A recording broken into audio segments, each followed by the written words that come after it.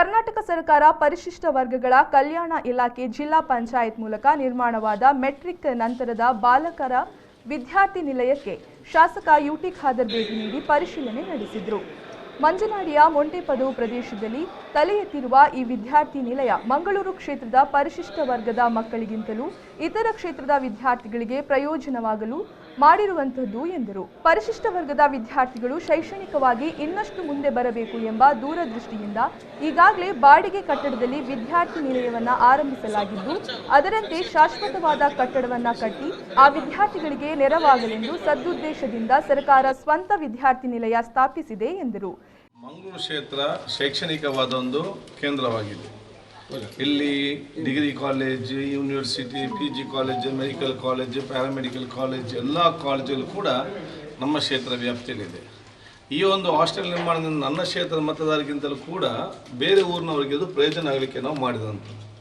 ಇವತ್ತು ಈ ಒಂದು ನಮ್ಮ ಕ್ಷೇತ್ರದ ಉದ್ದಕ್ಕೂ ಶೈಕ್ಷಣಿಕ ಸಂಸ್ಥೆಗೆ ಶಿಕ್ಷಣಿಕ ಸಂದರ್ಭದಲ್ಲಿ ಪರಿಶಿಷ್ಟ ಪಂಗಡದವರು ಕಲೀಲಿಕ್ಕೆ ನೆಮ್ಮದಿಯಿಂದ ಕಲಿಬೇಕು.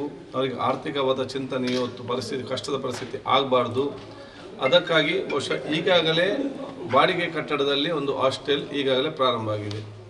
ಇದಕ್ಕೊಂದು ಶಾಶ್ವತವಾದ ಅತ್ಯುತ್ತಮವಾದ ಕಟ್ಟಡ ಕಟ್ಟಿ ಎಲ್ಲ ವ್ಯವಸ್ಥೆ ಮಾಡಿಕೊಂಡು ಅವರಿಗೆ ನೆಮ್ಮದಿಯ ಒಂದು ಶಿಕ್ಷಣ ಮಾಡುವಂಥ ವ್ಯವಸ್ಥೆ ಇವತ್ತು ಮಾಡುವ ಉದ್ದೇಶವೇ ಈ ಒಂದು ಹಾಸ್ಟೆಲನ್ನು ಇಲ್ಲಿ ನಿರ್ಮಾಣ ಮಾಡಿದ್ದು. ಇವತ್ತು ಪೂರ್ತಿಗೊಂಡಿದೆ. ಇದೊಂದು ನಾವು ವೀಕ್ಷಣೆ ಮಾಡಿ ಏನು ಸಣ್ಣ ಪುಟ್ಟ ಕರೆಕ್ಷನ್ ಆಗಬೇಕಾ ಅದನ್ನು ನಾವು ಸಂಸ್ಥೆಯವರಿಗೆ ಹೇಳಿದ್ದೇವೆ.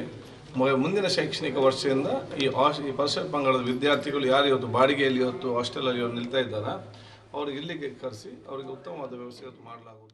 ಇದೇ ಸಂದರ್ಭ ಜಿಲ್ಲಾ ಕಾಂಗ್ರೆಸ್ ಪ್ರಧಾನ ಕಾರ್ಯದರ್ಶಿಯಾಗಿ ಆಯ್ಕೆಯಾದಂತಹ ಉದ್ಯಮಿ MS ಕರೀಂ ಅವರನ್ನು ಸನ್ಮಾನಿಸಲಾಯಿತು.